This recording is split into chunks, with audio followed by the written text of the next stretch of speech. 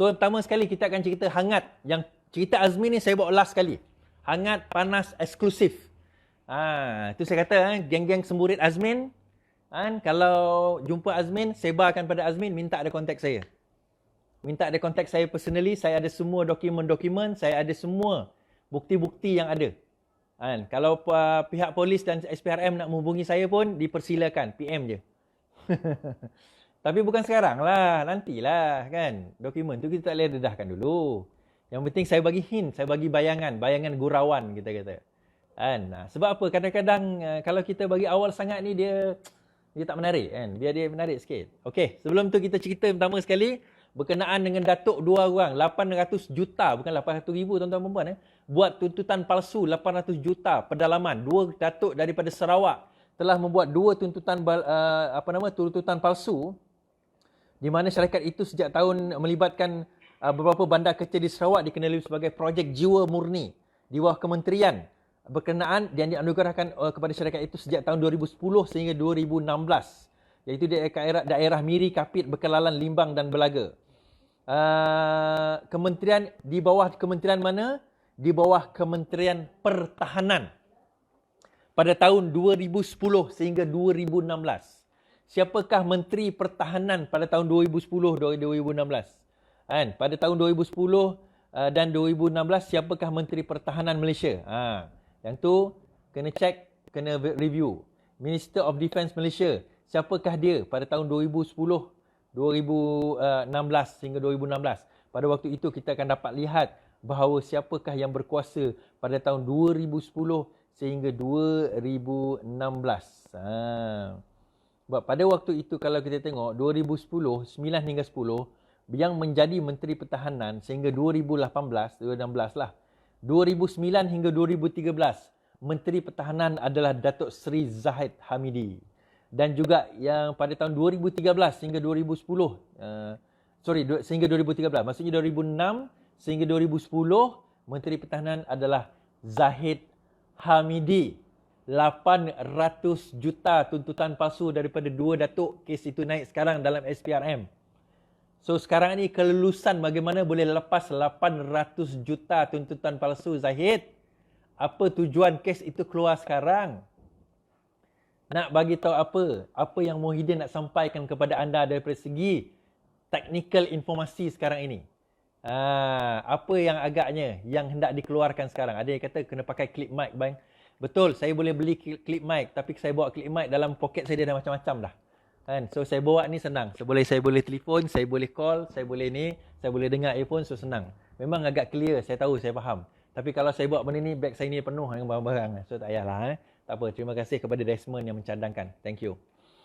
So, kenapa keluar kes itu bernilai 800 juta daripada Kementerian Pertahanan untuk tuntutan palsu? Kes ini berlaku dalam sekitar 2010 hingga 2016. 2010 menteri pada waktu itu adalah Zahid Hamidi, sehingga 2016 adalah Hishamuddin Tun Hussein On. Hishamuddin Tun Hussein On. So adakah akan terpalit juga menteri-menteri ini dengan tuntutan palsu bernilai 800 juta tersebut? Kita tengok permainan Muhyiddin seterusnya. Kita kena faham tuan-tuan dan puan-puan. Dalam politik ini, kalau dia tembak satu, jangan kita dengar bunyi dentuman tu. Kita tengok sasaran dia. Bunyi itu kita jangan tengok. Kita tengok kat mana peluru tu kena. Sebab ramai orang terkesima dengan bunyi dia, tapi orang tak kaji kat mana peluru tu pergi. Dan daripada bunyi itu kita boleh tahu siapa yang menembak. Kenapa dia menembak. Siapa sebenarnya sasaran utama dia. Kita kena faham benda-benda ni dalam permainan politik ada tersurat, ada tersirat. Kita semua boleh membaca yang tersurat, tapi tidak ramai boleh membaca yang tersirat. Saya membawakan yang tersirat, tuan-tuan dan puan-puan. Kenapa? Dun Johor dalam keadaan terumbang-ambing, 28 hang government sekarang ini. Disebabkan Dun Johor akan tumbang, dan PRN akan berlaku di Johor, kemungkinan PRU akan berlaku juga di dalam negara kita. Kenapa kes ini keluar sekarang, tuan-tuan dan puan-puan? Kita kena faham. PN, Perikatan Nasional sekarang ini dalam keadaan survival mode. Mereka perlu menang. Dan untuk menang, mereka tahu mereka tak boleh guna logo Bersatu. mereka kena guna logo Barisan Nasional. Siapa Koman Barisan Nasional? UMNO. Siapa Presiden UMNO dan Barisan Nasional? Zahid Hamidi. Kes ini berlaku pada bila? 2010, 2016. Siapa Menteri Pertahanan 2010? Zahid Hamidi. Nampak dia punya tersirat dia? Nampak dia punya negotiation dia? Nampak dia punya cerita dan salu galur dia? Hari ini kita tengok. Bak kata cerita Piramli, cerita penyambung tarbus. Mari kita tengok siapa yang kena. Jangan kita tak faham. Dia ada benda yang kita kena sekarang ini. Ada benda nak dikenakan, ada orang nak dikenakan. Sebab itu tuan-tuan dan puan-puan, dalam keadaan politik kita sekarang ini, kita kena pandai membaca in between lines. Kita kena tahu baca in between lines. Dua orang datuk. Saya dah dapat berita ni 2-3 hari lepas. Kita tahu berita ni tersebar 2-3 hari lepas. Tetapi tersebar berita ni 2-3 hari lepas, belumlah mencernakan keadaan sebenar 2-3 hari lepas, sehinggalah saya mendapat informasi-informasi tertentu. Saya pelik, kenapa tiba-tiba berita ini keluar dalam keadaan sekarang? Saya pelik mengapa dia keluar sekarang. Dan bila saya tengok, saya kaji, saya ulas, saya baca, saya tengok sekeliling dan saya realise satu perkara. Johor dalam keadaan tumbang. Bila Johor dalam keadaan tumbang sekarang ini, pembahagian, seperti saya kata, kekuatan Mukris itu di Kedah. Tumbangnya Kedah bermaksud tumbang kekuatan Mukris. Kekuatan Muhyiddin Yassin di Johor. Tumbang Johor, tumbang kekuatan Muhyiddin Yassin. Betul, dalam Merdeka Center punya research baru-baru ini, dia kata bahawa image Perdana Menteri Muhyiddin Yassin getting a thumbs up, a positive review among rakyat. Itu image Muhyiddin Yassin, bukan image Bersatu. Dia sebut image Perikatan Nasional. Betul, image Perikatan Nasional di kalangan sampel yang ada. Sampel yang ada tu tak besar. Kita kena ingat dalam keadaan sekarang ini, kita kena faham bahawa yang penting adalah bagaimana hendak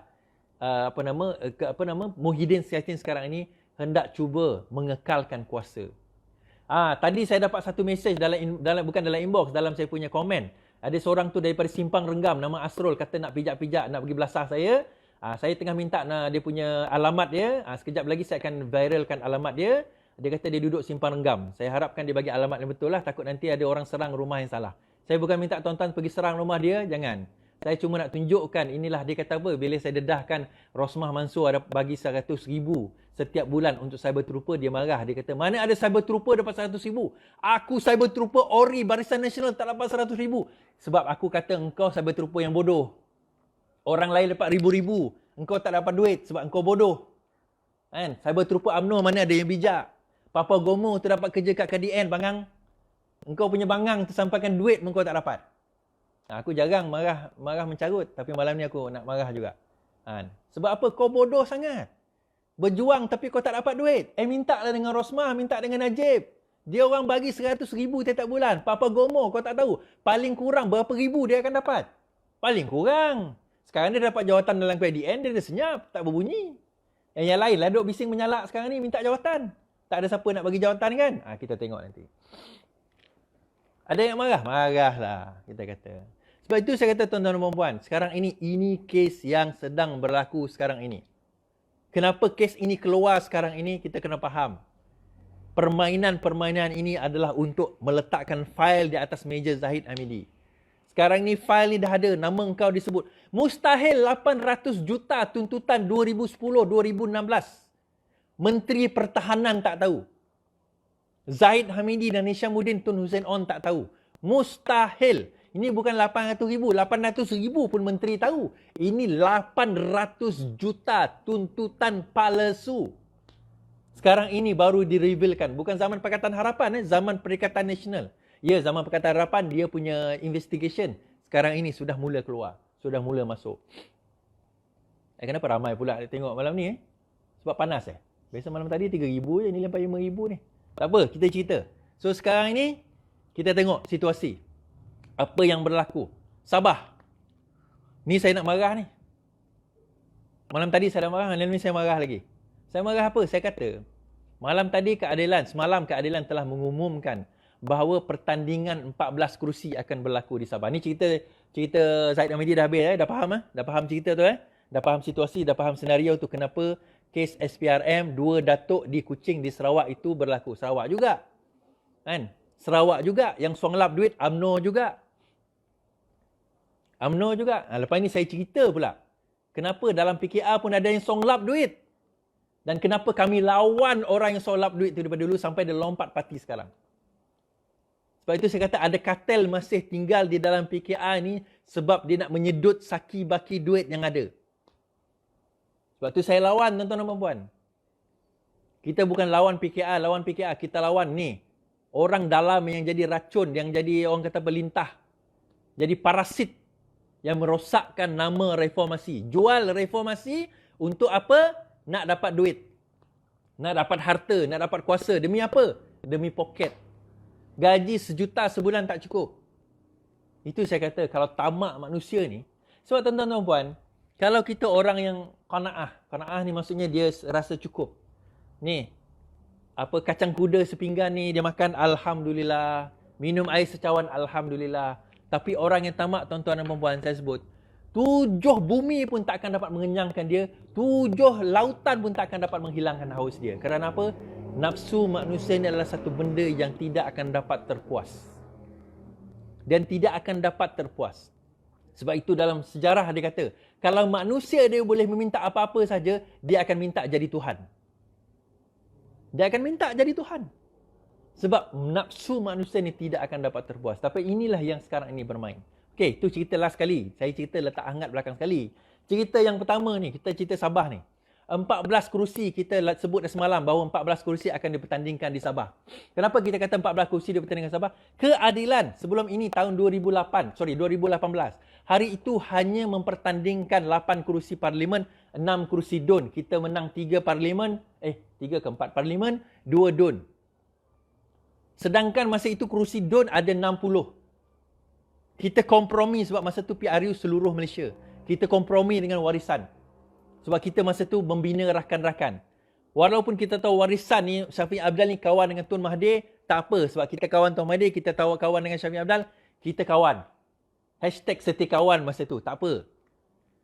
Bila masuk PRN yang baru ini, daripada 60 kerusi, dah dinaikkan 73, ada tambah 13.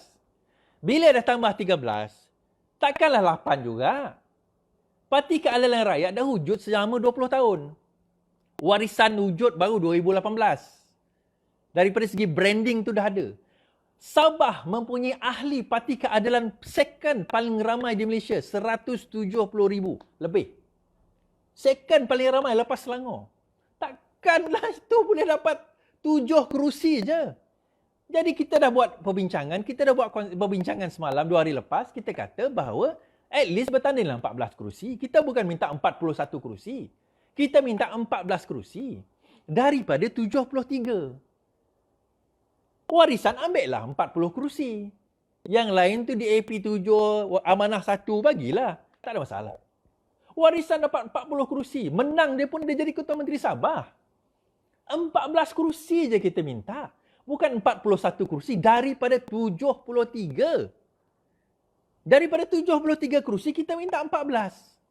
6-nya daripada 5-nya daripada kerusi sebelum ini, 2 yang dimenang, kemudian 7 di kawasan yang kita tahu kita mempunyai kekuatan.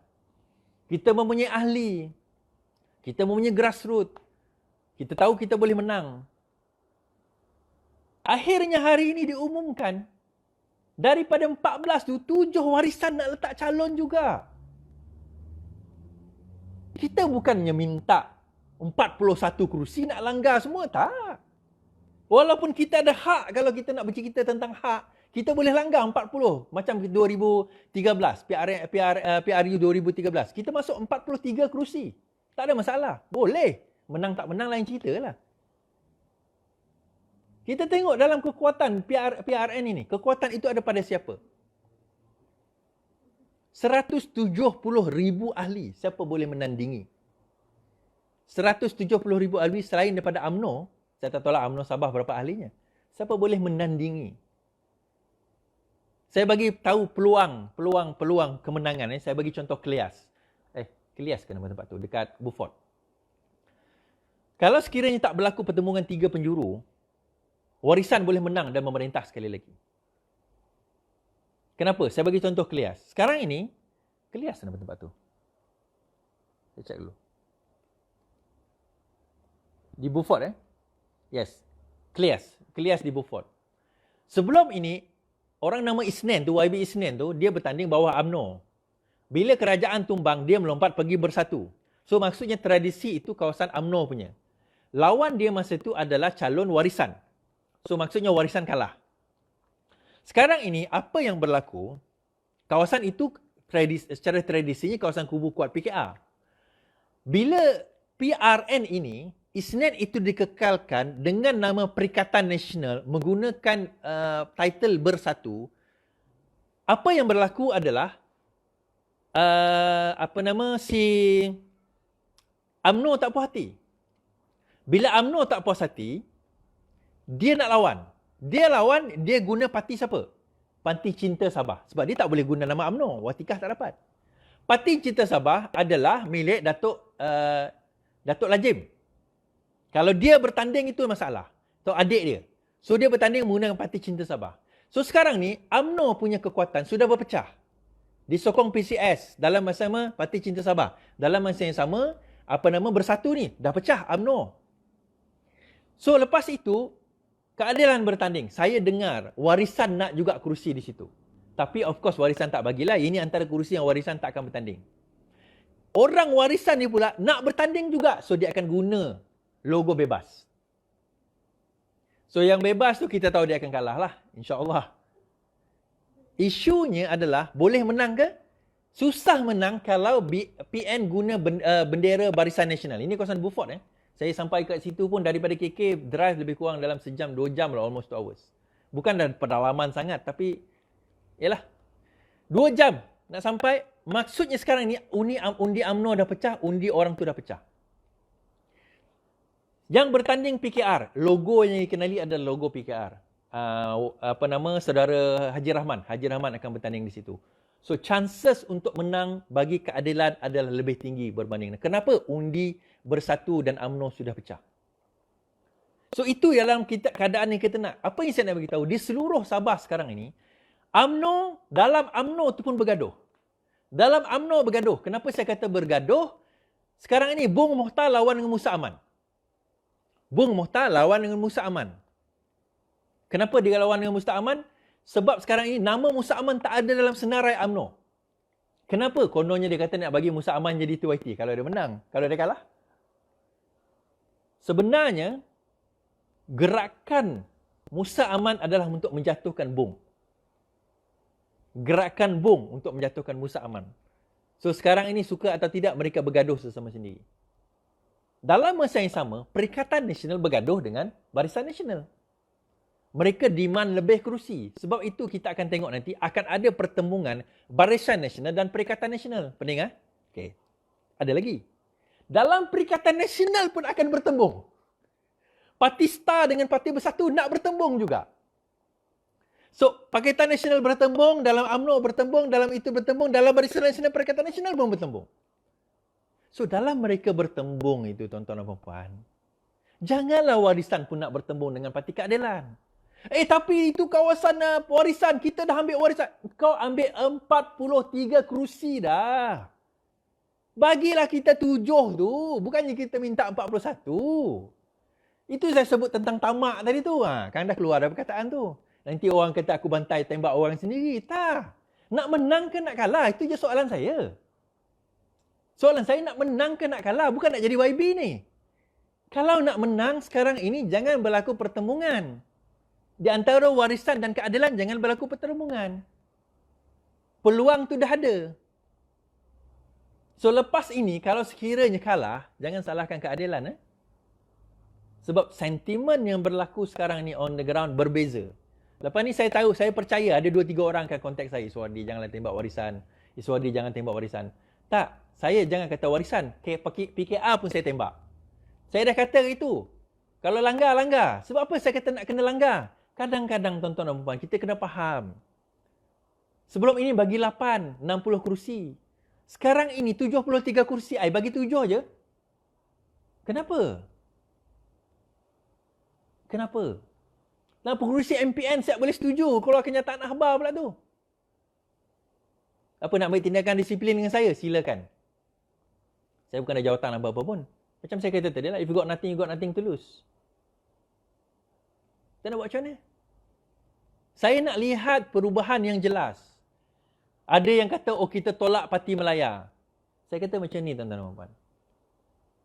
Kalau kamu menang pun Sabah, nak bentuk kerajaan persekutuan, tak boleh parti Sabah je. Parti Sabah tu kena bergabung dengan parti Melaya juga. Nak jadi kerajaan persekutuan, kena gabung dengan parti Melaya. Masa tu ada ke cerita Melaya tak Melaya? Ada keluar cerita Melaya tak Melaya? Tak ada kan? Kenapa masa tu tak keluar cerita Melaya tak Melaya? Sekarang ni keluar cerita Melaya tak Melaya. Parti Keadilan bukan parti Melaya, dia parti nasional. Dia ditubuhkan 1999 dengan semua negeri. Seluruh Malaysia ada cawangan dan cabang untuk membentuk parti. The only party, bukan the only party lah. Parti nasional, PKR, DAP, Amanah Bersatu, itu parti nasional. Parti Melaya, UMNO. Sebab Sarawak tak ada. Parti tempatan, itu banyaklah. Itu korang boleh sebut sendiri. Nak bagi tahu apa tuan-tuan dan puan? Kalau betul kita nak menang Malaysia, betul nak memerintah Malaysia, tak boleh parti lokal semata-mata. Kalau hanya kata, oh aku parti lokal, aku tak nak kerja dengan orang Melaya, selama-lamanya lah negeri kau akan jadi negeri pembangkang. Memanglah kau akan jadi negeri kerajaan di negeri kerajaan, di negeri itu. Tetapi sebagai negeri pembangkang, negeri kerajaan, negeri federal, di bahagian federal, engkau takkan dapat jadi kerajaan kalau tak bergabung dengan parti Melaya. So masa tu baru tak cerita parti Melaya ke?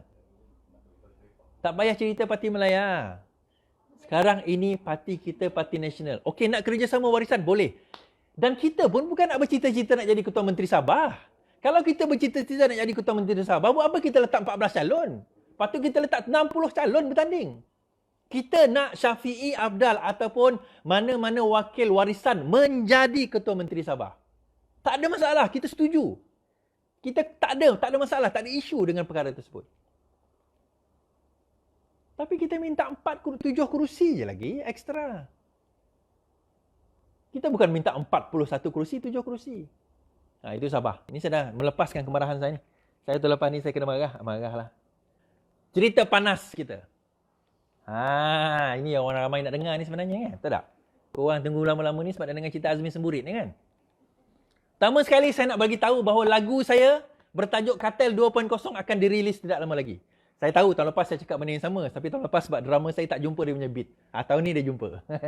Drama saya pun tengok live ni saya tahu. Alhamdulillah saya suka beat, saya buat jamming tadi. Beat yang menarik. Kartel 2.0. Kenapa kita lawan Kartel 2.0? Kenapa kita lawan Kartel in the first place? Inilah spesies manusia yang masuk Parti Keadilan untuk menyedut daripada dalam, depan orang ramai cerita reformasi, cerita lawan rasuah, cerita lawan dengan penyelewengan, tapi dekat belakang dia lah sakau lebih. Inilah golongan ni. Sebab itu bila ada satu, entah siapa nama dia Mamat tu kata, oh Iswardi pakai earphone je, tak mampu nak beli, lepak kat kedai Mamat. Ya, memang.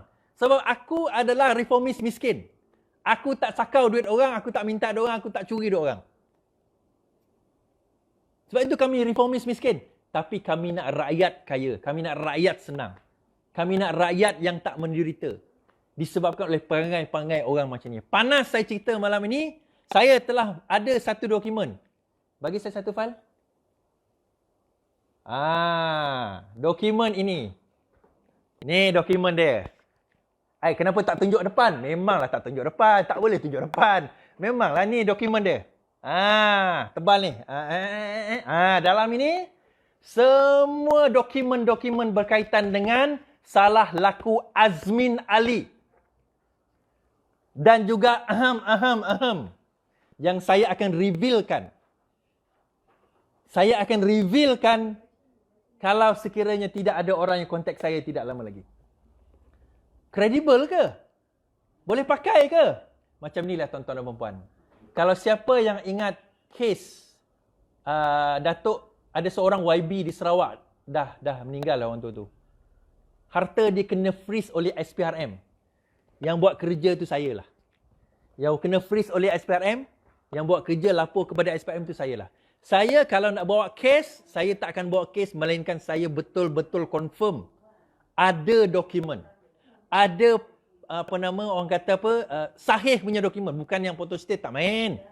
Original signed dokumen berserta dengan akaun bank sekali. Dan kena ingat, saya ada hubungan dengan Claire Brown Sarawak Report di London. Saya mungkin akan terancam nyawa saya ataupun mungkin akan kena saman. Tapi kalau saya dedahkan kepada Claire Brown, you see Claire Brown, you see I have documents for you by which I'm going to give you probably not so far distance into the future, by which I want you to publicize it to the public. And I want you to reveal to the public on the misconducts of Azmin Ali and the gang on million of dollars, million of ringgit taken out. Ni jutaan, ratusan juta, ni bukan jutaan, ratusan juta punya. Mungkin membawa kepada bilion. Baru-baru ini tersebar dokumen mengatakan Azmin Ali ada ratusan juta akaun-akaun di dalam dan luar negara. Betul ke? Yang kamu tengok tu photostat. Yang kamu tengok tu photostat ni. Original document. Original document. So orang Azmin, orang Amir, please PM. Contact saya. Tak tahu nombor telefon saya? Tanya dengan Kartel Sarawak. Alah, takkan tak kenal Kartel Sarawak. Geng-geng Haziq juga, kan? Geng-geng Haziq tu, Kartel Sarawak tu memang rapat dengan Haziq. Kalau tak silap aku, dia lah yang memperkenalkan Haziq kepada Azmin. Kalau tak silap akulah, kan? Ini aku dengar je orang cerita, betul ke tidak? Wallahualam lah. Minta nombor telefon aku. Jangan call, aku tak jawab telefon. SMS atau PM. Dan aku tak nak macai-macai. Aku tak nak macam-macam.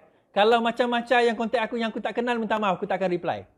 Aku nak sama ada Azmin sendiri ataupun yang ahem-ahem tu. Kalau macam-macam tak payah. Okey? So, apa dokumen tentang apa? Ratusan juta. Ni ramai yang menunggu dengan apa dokumen ni, nak cerita ke tak? Belum. Kita tak cerita malam ni, tuan-tuan dan puan. Sebab aku bukan tak nak anaya Azmin. Kalau Azmin tu senang je aku nak anaya. Tapi sebab kita kata, jangan sampai orang yang kita nak tolong ni tak dapat apa. Dia dah habis banyak dah, tuan-tuan dan puan. Kerana lintah-lintah darat, penyamun-penyangak yang menggunakan baju keadilan reformasi masuk ke dalam tim PKR, konon-kononnya reformasi. Reformasi kepala bana engkau. Azmin Ali, sebab itu aku suka dengan Azwan Ali. See my level. Dia walaupun gila macam tu, sekurang-kurangnya Azwan Ali taklah korup dan penyamun macam abang dia. Dia orang katalah macam-macam lah dengan bodoh lah, pondan lah, apalah. Sekurang-kurangnya Azwan Ali itu adalah manusia yang aku boleh kata tak susahkan hidup manusia lain. Dia susahkan hidup dia je, tapi tak susahkan hidup manusia lain. Macam Azmin Ali. Itu tuan-tuan dan puan. Hidup di dunia ni sementara. Aku lebih takut dengan Tuhan daripada lebih takut dengan manusia. Ada dah terima ugutan dah, nak pijak muka, nak bunuh aku, nak ada sebagainya. Nyawa aku di tangan Tuhan, bukan di tangan manusia. Kita kena ingat tu, nyawa aku di tangan Tuhan, bukan di tangan manusia. Ditakdirkan aku mati, bagi aku percaya dengan janji Allah, syurga. Tapi ditakdirkan engkau mati, jangan minta aku selamatkan engkau dari neraka. Itu je.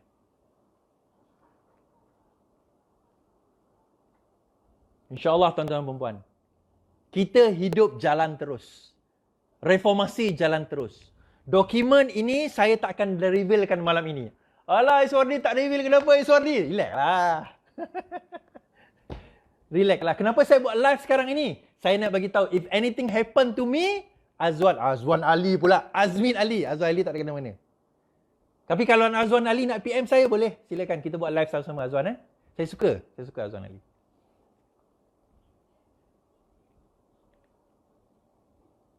Saya juga tahu, ada semalam dia kata pasal Takiri punya kontrak projek dekat Turki, saya pun tahu. Saya tahu ada orang akan ambil part ini, insya-Allah saya pun tahu. Konteks saya. Saya bagi masa anda 7 hari untuk konteks saya. Bermula daripada hari ini 10 hari bulan, 18 hari bulan, 18 hari bulan, 7 hari ke? 11 lah, mula 11 tu, 2, 3, 4, 5, 6, 7. 17 hari bulan.